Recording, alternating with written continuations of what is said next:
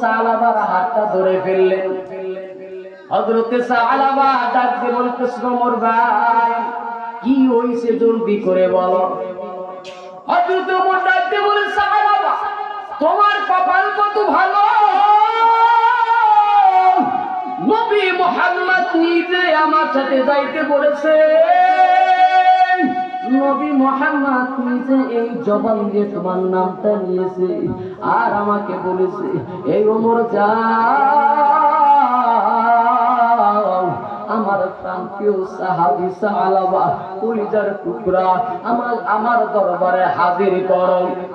হযরতে সালাবা ডাকতে বলতেছেন, ওমর ভাই আমি নবী মুহাম্মাদের দরবারে যাইতে পারবো না। বলে কেন যাইবা না? বলে অনেক কারণ আছে। হযরত ওমরকে বলে না আমি এমন গুনাহ করেছি। হযরত ওমরকে ডাক দিয়ে বলে, আমি নবী মুহাম্মাদের দরবারে যাইতে পারবো না, আমি যাব না।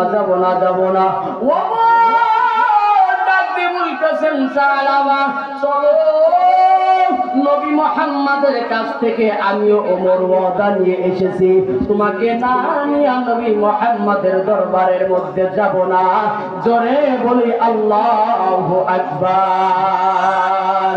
এমন মায়ার নবী আমার,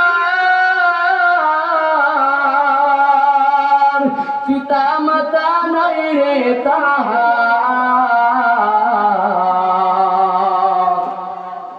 তারপরও মাল্য কত